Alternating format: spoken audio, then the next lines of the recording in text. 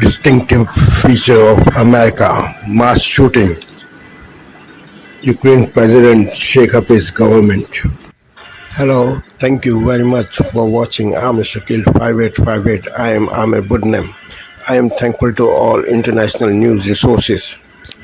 The following headlines have been reported by American, Canadian, European, Australian, Asian, African channels and AFP, AP and Reuters news agencies. Now the headlines. FBI investigation of mass shooting. Mpox vaccine in Congo. Putin in economic forum. Athlete burn in Kenya. Blinken in Haiti. FBI investigate New York mayor advisors. Palmer, new prime minister of France. Ticketmaster of UK under scrutiny. Israeli students displaced due to war. Hunter Biden pleaded guilty. Putin back Harris. Dispute between Walt Disney and DirecTV. Polio cases in Pakistan. Elon Musk in Trump government. Now please. Tonight, a shocking attack at a Saskatoon high school has left one student and one teacher in the hospital. Also, the brother of a Saskatchewan soldier killed fighting for Ukraine says the family is still hoping to bring his body home, and now they're getting help. Plus, before they went back to the books, they went back to the land. We check in with an Indigenous culture camp near McLean. This is CBC Saskatchewan News.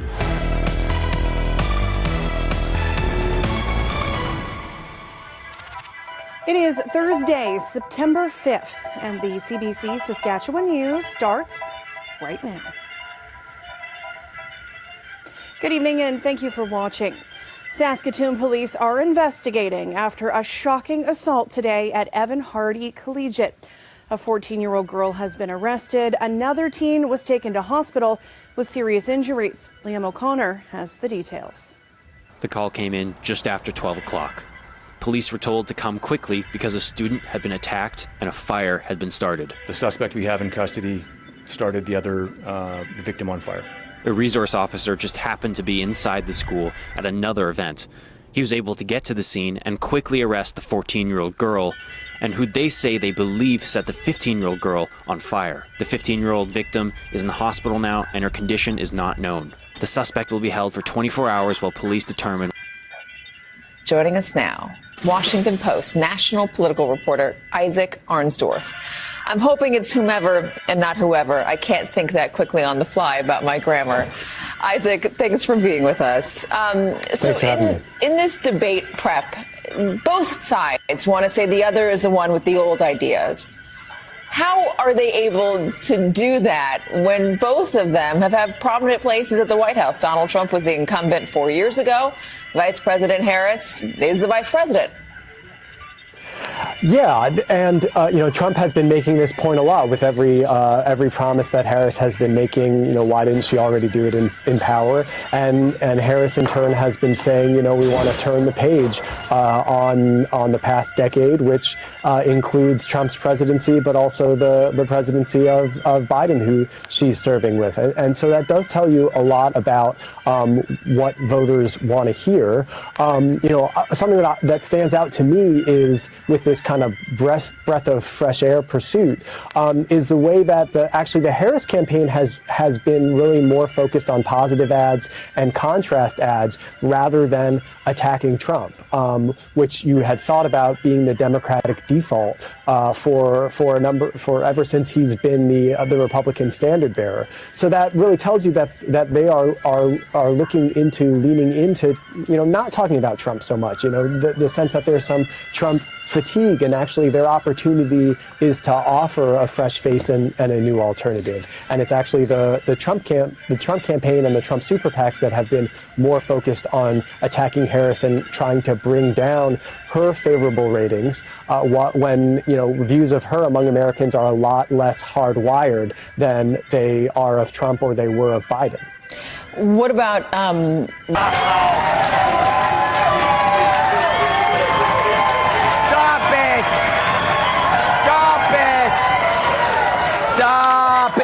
And I would blush if I had any blood in my body. Happy Thursday, everyone. So it's been 2 days since CNN announced they're bringing back Brian Stelter.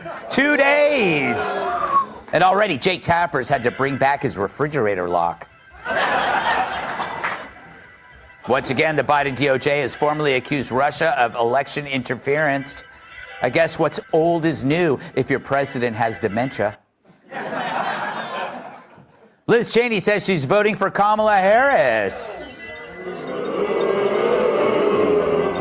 Well then, Kamala has my vote, says one man. That's Benedict Arnold for all you non-history buffs. A Las Vegas woman told police she stole an expensive casket containing a body because she blacked out from drinking. But don't worry, the corpse was returned safely.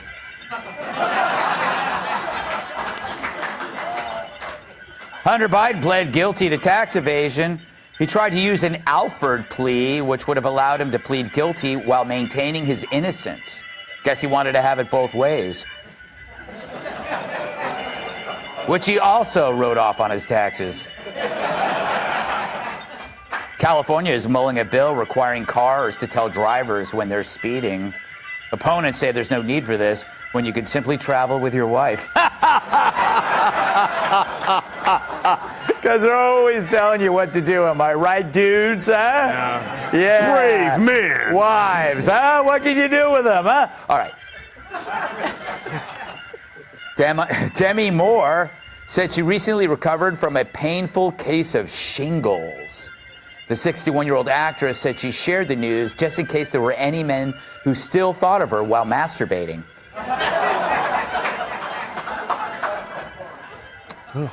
Actor Joaquin Phoenix faces questions as to why he dropped out of a movie where his character would engage in gay sex scenes. Publicists say he'll now have to prove he's not homophobic by rollerblading. Do people still do that? And finally, a transatlantic flight had to make an unplanned stop in New York to get on a different plane because a passenger had diarrhea. The passengers has been placed on the no-fly list and the lots of flies list.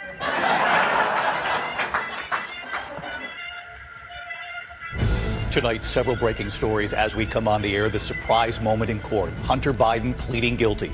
Could the president's son now face years in prison? Also breaking tonight in New York City, the sweeping FBI raids several of the mayor's top aides. The deadly school shooting, what we've just learned tonight about the alleged shooter. And this evening, the rare images of the JFK assassination. First tonight, President Biden's son, Hunter Biden, and his surprise guilty plea. Pleading guilty 9 times in court today to federal tax charges. Why the sudden plea and the statement from Hunter Biden just in tonight? Could he now face years in prison?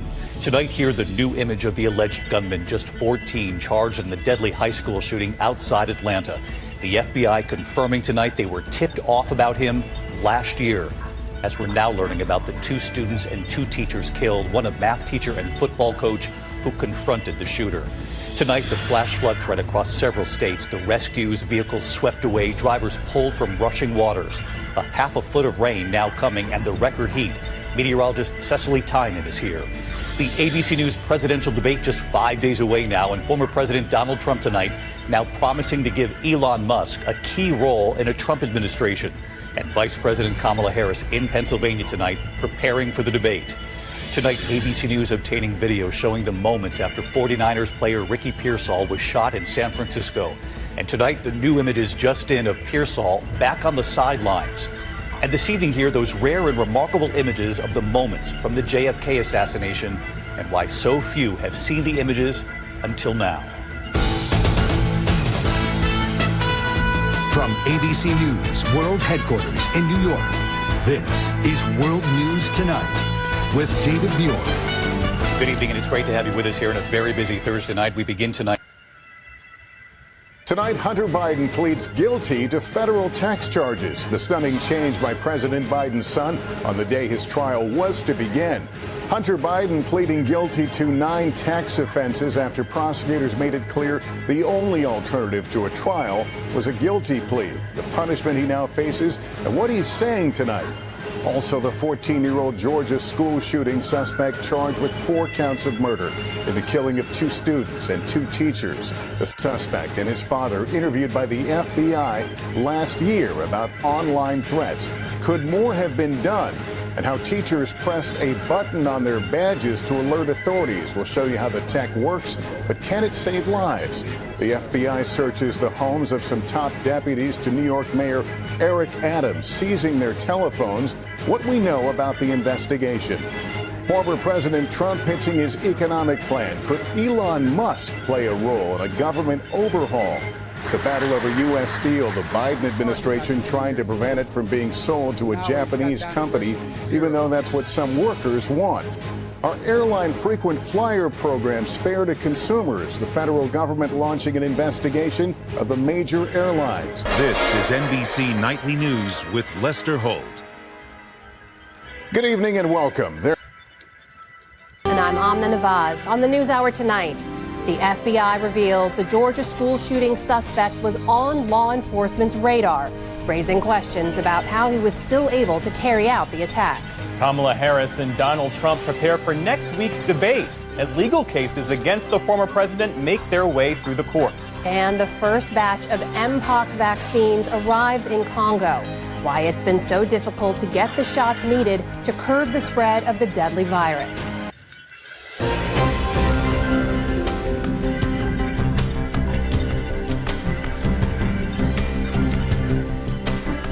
I'm Vanessa Ruiz in for Stephanie Tsai with NewsHour West. Updating our top story. The father of the suspect in the Georgia school shooting was arrested today for knowingly allowing his son to possess a weapon. The Georgia Bureau of Investigation announced Colin Gray is charged with 4 counts of involuntary manslaughter, 2 counts of second-degree murder, and 8 counts of cruelty to children. Colin Gray's son Colt has been charged as an adult with 4 counts of felony murder. Secretary of State Antony Blinken visited Haiti today. He is the highest-ranking U.S. official to visit the Caribbean nation since 2015. Blinken met with top officials just a day after Haiti's government extended a state of emergency to the entire country. He said that Haiti has taken critical steps towards organizing elections next year. Haiti last held elections in 2016, and officials blame ongoing gang violence and political upheaval for the delay in a new vote. Gangs currently control about 80% of the capital, Port-au-Prince. Ukraine has a new top diplomat amid a broader shakeup of President Volodymyr Zelensky's government. Andrei Sybiha is taking over as foreign minister. The former ambassador to Turkey will be tasked with pushing Ukraine's Western allies for continued support in its fight against Russia. His appointment follows the resignation of 5 top officials as Zelensky seeks to bring, quote, new energy to the war effort. For his part, Russian President Vladimir Putin told an economic forum today that Ukraine's recent incursion into Russia's Kursk region has been a misguided effort. Our armed forces have stabilized the situation and have begun to gradually push it out of the border areas. By transferring their fairly large and well-trained units to our border areas, the enemy has weakened itself in key areas and our troops have accelerated offensive operations. Separately, the Justice Department has charged a former advisor to Donald Trump's 2016 campaign for work he did for a sanctioned Russian TV network. Authorities say Dmitry Simes and his wife accepted more than $1 million from Russia's Channel 1 since 2022 and then laundered the proceeds. Simes also made frequent TV appearances in the U.S. over the years, including on this program. If convicted, they could face up to 20 years in prison. An Olympic marathon runner has died after a domestic violence attack in which her partner doused her with gasoline and set her on fire. A police official in Kenya, where Rebecca Cheptegei trains, says the attack happened during a disagreement over land on Sunday. Friends of Cheptegei note that this isn't the first tragedy to affect female athletes in Africa. I can say we are still in shock and we are in pain, especially as athletes. And this thing happening in Kenya, this is the second time an athlete is being attacked. Now it has come to Rebecca, so we are not happy. Cheptegei competed in the Paris Olympics less than a month before she was killed, finishing in 44th place. Rebecca Cheptegei was 33 years old. Here in the U.S., FBI agents have reportedly searched the homes this week of at least 3 top deputies to New York City Mayor Eric Adams. They are said to include the Deputy Mayor for Public Safety, Philip Banks, Timothy Pearson, who advises the mayor on public safety, and Sheena Wright, the first deputy mayor seen here with the mayor last year. The searches are the latest legal trouble for Mayor Adams. Last year, federal agents seized his phones and iPad in relation to a corruption investigation into campaign financing. Adams has denied any wrongdoing. Sky-high temperatures are suffocating the West Coast, triggering heat warnings from Washington State to Southern California, and things are only heating up. Tomorrow, Los Angeles is expected to see its hottest day in 4 years, with some areas reaching 118 degrees. Ticketmaster is under investigation in the United Kingdom for prices it set for a reunion tour of the 90s band Oasis. The UK's competition watchdog is looking into what it calls dynamic pricing, which causes ticket costs to fluctuate based on demand. Fans say that caused them to pay more than double the face value of their tickets last week when they went up for sale. The watchdog says Ticketmaster may have breached the UK's consumer protection laws and engaged in unfair commercial practices. And U.S. soccer superstar Alex Morgan has announced she is retiring. The 35-year-old two-time World Cup champion and Olympic gold medalist was one of the national team's most dominant Sunday. So to come on the News Hour, displaced Israeli students start a new school year in the shadow of war. The battle between Disney and DirecTV that is leaving customers in the dark. And Team USA's Olympic success gives some lesser-known sports a big boost. This is the PBS News Hour from WETA Studios in Washington and in the West from the Walter Cronkite School of Journalism at Arizona State University. Breaking news, the president's son pleads guilty to charges of tax evasion and falsifying tax returns. The surprise twist as the trial was set to get underway. I think Hunter Biden's legal team reached the maybe non-controversial conclusion that there's no way he was going to win this case. Could Hunter Biden face time in prison? And what about a pardon from his father? The CBS Evening News starts now.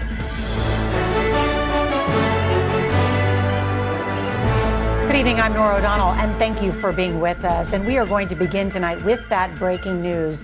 After the president's only surviving son today pleaded guilty to 9 charges of tax evasion and falsifying tax returns. And tonight we are hearing from Hunter Biden about why the sudden change in his legal strategy, as this move will avoid a lengthy and embarrassing trial for the Biden family.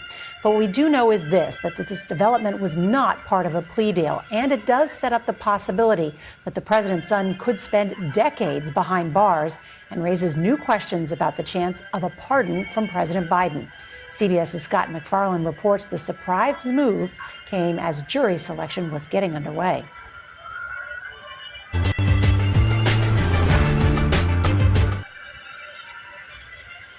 Tonight in Saskatchewan, shock after police say a student set another student on fire at a high school. This is not something that we ever expected. A 15-year-old and a teacher sent to hospital, a 14-year-old arrested. The investigation into what happened. Jagmeet Singh says an early election is now possible, but refuses to say when. We have ripped up the agreement with Justice Trudeau. This as Liberals lose the man who would run their campaign. Our at-issue team on what is happening behind the scenes. And inside the controversial supermall opening in Montreal. Well, so far I'm impressed because they have those brand names stores. Will this bet on high-end luxury pay off?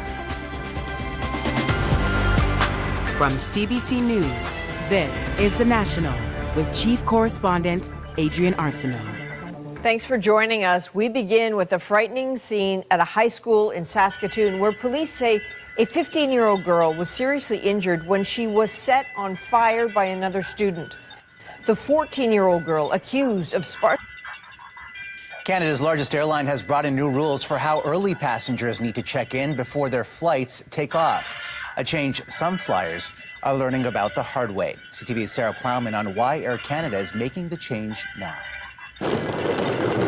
Travelers have a new rule to navigate. Air Canada passengers have to check in an hour before a domestic flight instead of 45 minutes. New as of yesterday. Dakota Clark arrived 45 minutes before her flight, but it was too late.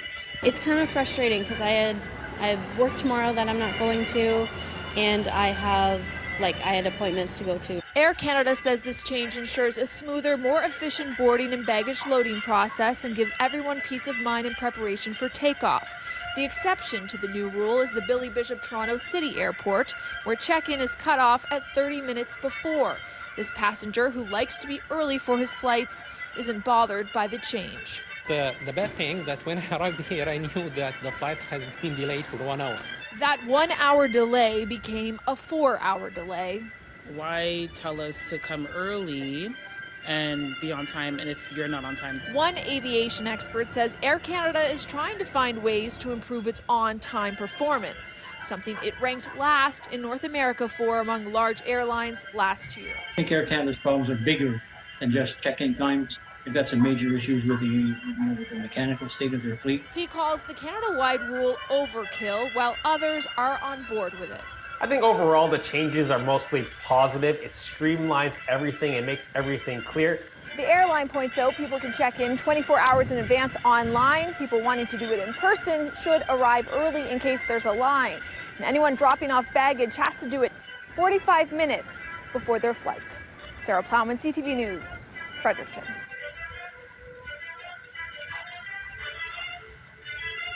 The first details of a terrifying home invasion in Markham. Masked and armed suspects caught on camera entering a home. 3 adults and a child were inside at the time. Our Beth McTennell joins us live with the story. Beth.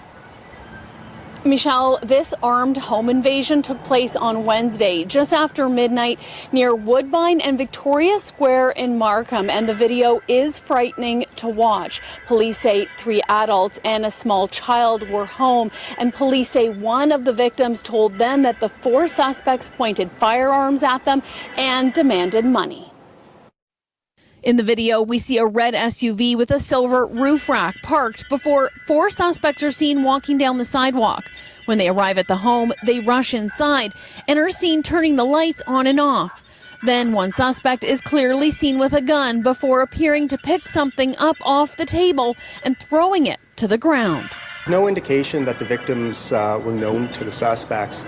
Anytime we have a home invasion, which is when someone's entering with the explicit context of interacting with the homeowners, this is very different than break and enters. Generally speaking, these are not random events. They're not the sorts of things that happen on a day-to-day basis. And we often find that while it may not be the specific people in the house that are targeted, that house typically is targeted for a reason. And our investigators right now are working to determine exactly why this house was targeted. Police say this is a very brazen incident and the suspects were evidently prepared to come into contact with the homeowners. Police hope someone is able to identify the red SUV with the silver roof rack. Police say that's the vehicle the suspects used to take off. No one was hurt in this incident. Thankfully, police are appealing to witnesses and anyone with information, especially video, to come forward. Reporting live, I'm Beth McDonnell. Nathan, back.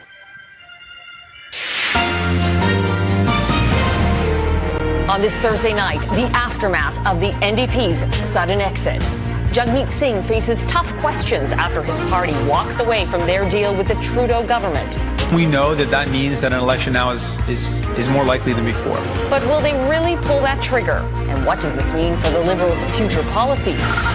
Fighting back against going back to the office. This is not about returning to an office, it's about the future of work. The Labour uproar over new hybrid work requirements for federal civil servants. Plus, Ontario's new rules on booze, the convenience and concerns as liquor hits corner store shelves. And an aquatic murder mystery. Did someone shoot this beloved beluga whale, once thought to be a Russian spy? Global National with Donna Friesen. Reporting tonight, Carolyn Jarvis. Good evening, evidence. He also had sharp words for both the Liberals and the Conservatives who are ahead in the polls. There's a battle ahead of us. The fight for the Canada of our dreams. The fight against Pierre Poilievre and his callous agenda of... I'm ready for that fight. But what will that fight look like, and when will it happen? He was asked about today, including David Akin. David, did you get a sense of when or if Singh will try to force an early federal election?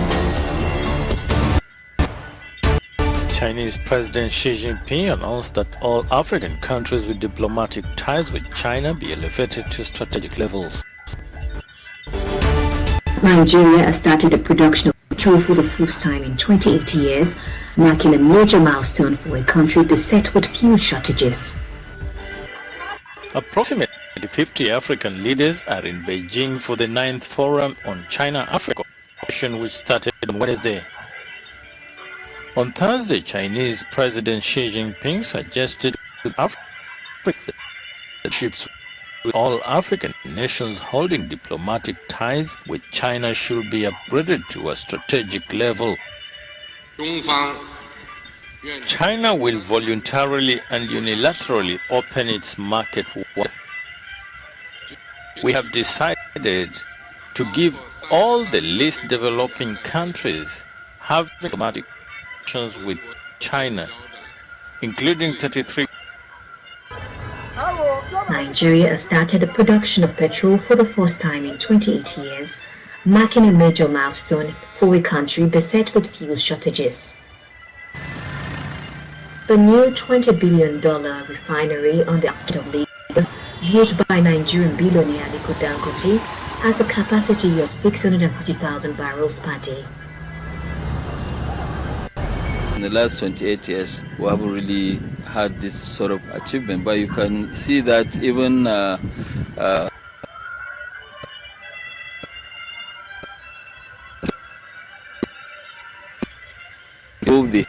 everybody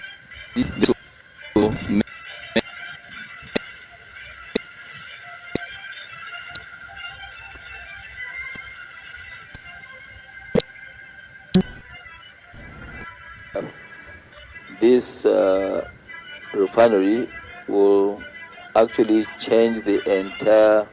As oil producer, the country has been forced to import oil for several years. The first batch of Mpox vaccine arrived in Congo's capital on Thursday, the country's authorities said, 3 weeks after the World Health Organization declared Mpox outbreaks in 12 African countries a global emergency. The 100,000 doses of the vaccine manufactured by the Danish company have been donated by the European Union through HERA, the bloc's agency for health emergencies. Another 100,000 are expected to be delivered on Saturday, the Congolese authorities said. UNICEF is going to be in charge of the vaccination campaign in the most impacted provinces. Congo's health minister told reporters after the delivery of the vaccine, but it remained unclear when the vaccination drive would begin. US President Joe Biden's administration has announced a set of actions aimed at tackling what it says are Russian government-backed efforts to influence the presidential elections. These include criminal charges against 2 Russian nationals, the seizure of 32 internet domains, and sanctions on 10 individuals and entities. US officials say Moscow's goal is to exacerbate political divisions in the United States and weaken public support for aid to Ukraine in its war with Russia. The Justice Department's message is clear. We have no tolerance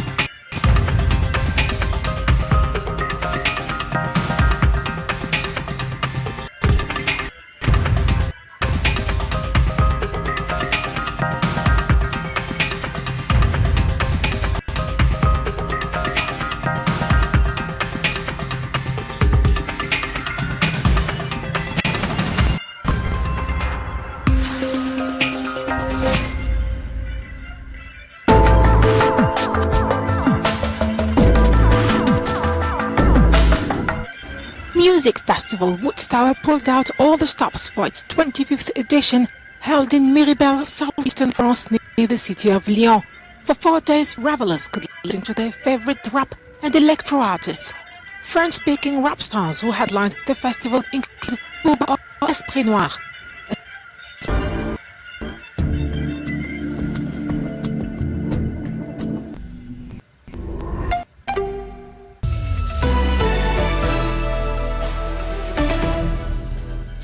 This is DW News, and these are our top stories. German prosecutors say a shootout near the Israeli consulate in Munich was an attempted terrorist attack. Police shot dead a man who had opened fire near the building. Social media appear to show the suspect, an 18-year-old Austrian, carrying a rifle. The shooting comes on the anniversary of the 1972 Munich Olympics terror attacks, in which 11 Israelis were killed. The first batch of the Mpox vaccine has arrived in the Democratic Republic of Congo 3 weeks after the World Health Organization declared Mpox outbreaks in 12 African countries a global emergency. The European Union donated the first shipment of 100,000 doses. Congolese authorities expect the same amount to be delivered on Saturday. Uganda's Olympic marathon runner Rebecca Cheptegei has died from burns following an alleged attack by her boyfriend. Just weeks ago, she competed in the Paris Olympics. Cheptegei was allegedly doused with gasoline and set on fire in Kenya. She died as doctors tried to treat the burns on 80% of her body. This is DW News from Berlin. There's more news on our website, that's dw.com.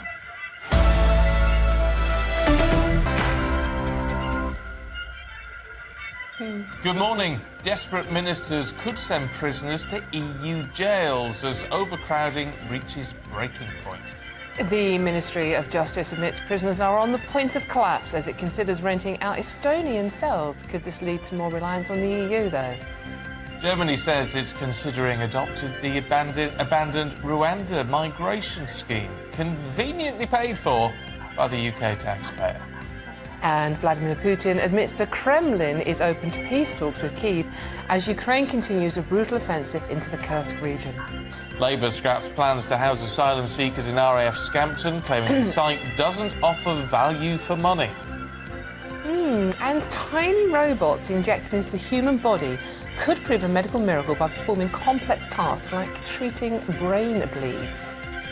British prosecutors have dropped 2 indecent assault charges against the disgraced Hollywood mogul Harvey Weinstein. And as one bistro howls banning phones is the key to their success, we debate whether all restaurants should follow suit.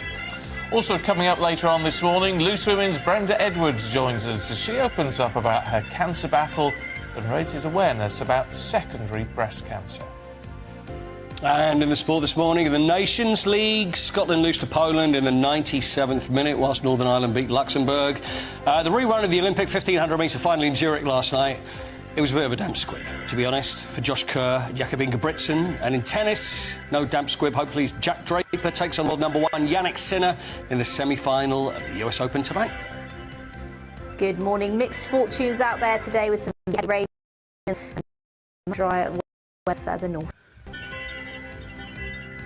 Just gone 6 o'clock, I'm Stephen Dixon. And I'm Dawn Neeson, and this is GB News Breakfast. Good 9:30 Delhi is at hot suspense and issues its third highest storm warning as Super Typhoon Yagi edges closer. The storm's heading towards southern China, shutting schools and cancelling flights. Second leg of Pope Francis's Asia-Pacific tour brings him to Papua New Guinea after spending 3 days in Indonesia. The pontiff is expected to talk about climate change and the need to do more to reduce global warming. Fallen Philippine Mayor Alice Guo deported to Manila, where she's wanted for alleged links to Chinese criminal networks. There's talk about a potential prisoner swap involving her and an Australian drug smuggling suspect wanted in Indonesia.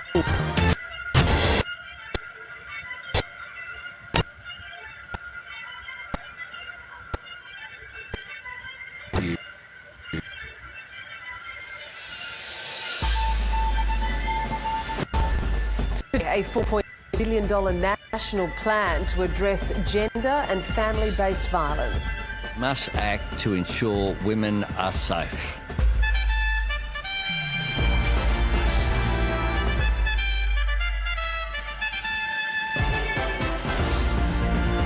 A $250,000 information about a violent sexual assault on a WA beach.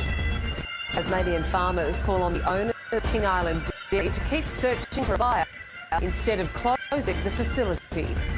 And Australia wins 3 more gold medals on day 8 of the Paralympics in Paris.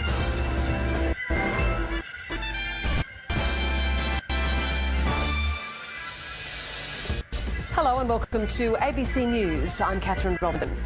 The National Cabinet has agreed to a $4.7 billion plan to stamp out domestic, family and sexual violence.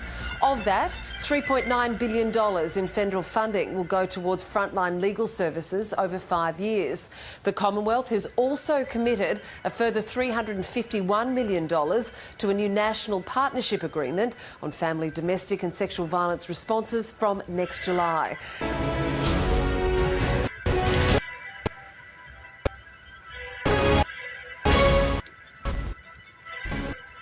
Good morning.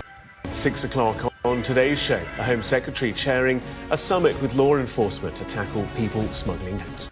Britain's rising star Jack Draper, who prepares for the biggest match of his life in New York. We wish him well. It's Friday, the 6th of September. Yvette Cooper says it's a moral imperative to disrupt smuggling gangs with exploiting people, vulnerable people, at the heart of their business model. The most senior former judges in England and Wales warn radical solutions are needed to help a prison system in crisis. Full body promises to pick up disease long before symptoms appear, but doctors warn it might just add to NHS workloads.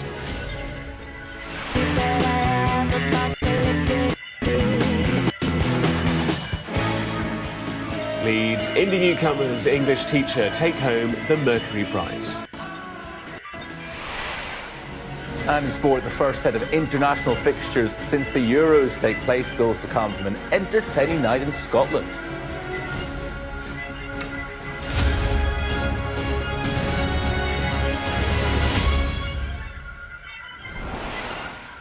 Very good morning to you. Welcome to Sky News Breakfast. Gareth Barlow with you. The Home Secretary leading a summit today aimed at disrupting smuggling gangs, bringing people over the English Channel in small boats.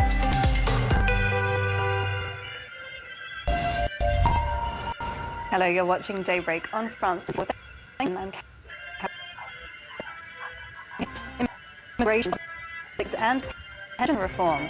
France's new Prime Minister, Michel Barnier, has listed his priorities before putting together a cabinet in a bid to end the country's political crisis. Israeli forces for refugees occupied after launching an offensive there. And the US president's son, Hunter Biden, has pleaded guilty to federal tax charges, a surprise move that avoids a potentially embarrassing trial weeks before the presidential election.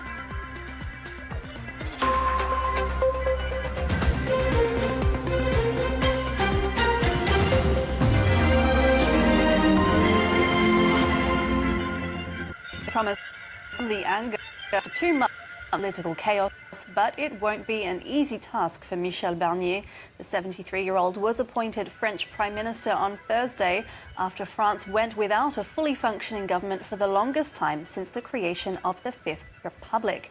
President Emmanuel Macron had held days of meetings at the Élysée Palace, having rejected the left-wing alliance's pick for Prime Minister. He was seeking a figure that could muster broad support in a confidence vote, but also pass his pro-business reforms. Barnier will have to work with the acrimonious and deeply split hung parliament that emerged from an early legislative election. Ladies and gentlemen, this new page will also see changes and ruptures. Finally, we will need to listen carefully and show a great deal of respect, first and foremost, respect between the government and parliament. Respect for all political forces, and I mean all the political forces represented here. and I'm going to start working on that this evening. Respect also for the social partners, the economic partners, and then for the local elected representatives who are part of this Republican fabric, which is to our credit and to their credit on the ground. C'est à notre honneur et à leur honneur sur le terrain. Barnier faces an overflowing in-tray on his desk. His most pressing issue will be submitting a draft 2025 budget before the October 1st deadline. So, what are the next steps for Barnier and the country? Emerald Maxwell takes a look. Outgoing French Prime Minister Gabriel Attal hands over to his successor, Michel Barnier. Now the veteran Conservatives' first order of business will be to form a new government. No easy task.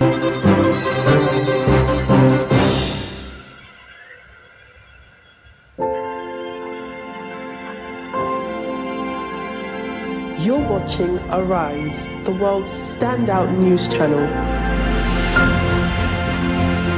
Proudly independent for more than a decade. Always bold, always fresh. Winner of several awards, local and global. Winner of TV Channel of the Year from peers at the Broadcasting Organizations of Nigeria Awards.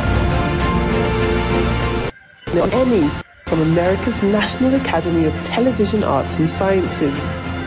Still, we're changing the conversation to make sense of your world. We'll do it together, because now more than ever, you need a clear voice to guide you home. Arise News, awards, and beyond.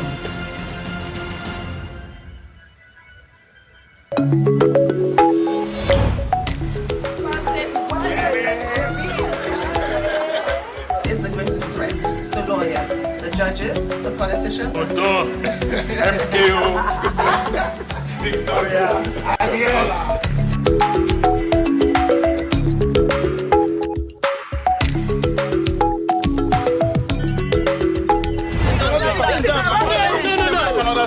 Stand back from me, please.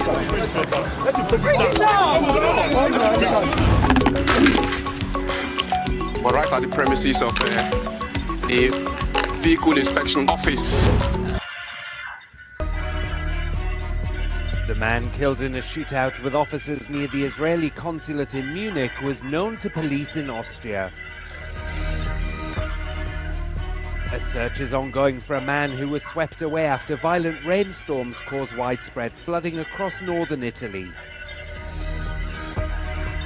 The first batch of Mpox vaccines from the EU arrives in the DRC 3 weeks after an international health emergency was declared. The 5th edition of the World Nomad Games is about to kick off in Astana, with around 90 countries competing in disciplines like horseback archery and falconry.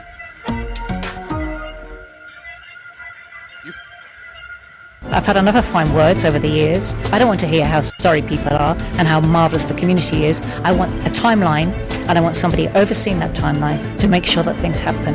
The truth that this inquiry reveals is how, as a society, we value the lives of some people more than others. The assumption is you're a social housing tenant, take what you're given and be grateful. How do you change that is absolutely key, in my view, to going forward and making sure this doesn't happen again. Do you feel that there is anything different about the way that government is looking at the report? Mm-hmm. You know, do you have any grounds for optimism?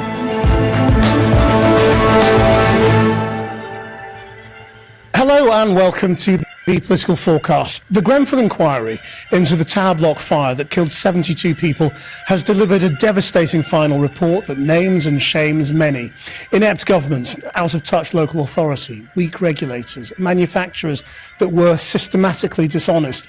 Its language and its power may have surprised even the most sceptical of campaigners, but it has taken years and it has delayed justice for the families, with prosecutions only now on the agenda. Maybe. That justice delayed and denied has been a familiar theme recently, from the infected blood scandal, the post office, COVID, inquiries time and again revealing what's rotten about our core institutions and yet we keep finding new failings. How will a new government make any difference to all of this? I'm joined...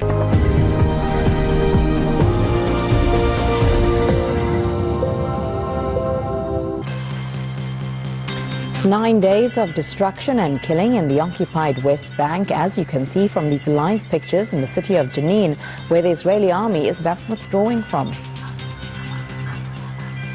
A mother and her child become the latest victims of Israeli attacks in northern Gaza, amid conflicting stories on any ceasefire progress.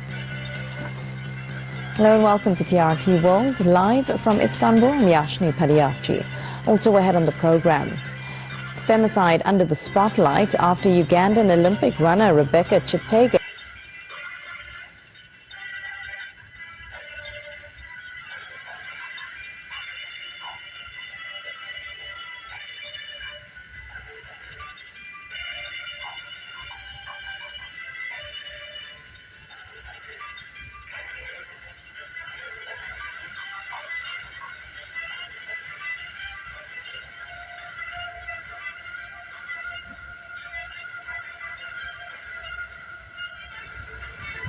Thank you for watching and privilege of your time. This is Amir Shakil 5858. I am Amir Woodman. Have a good life.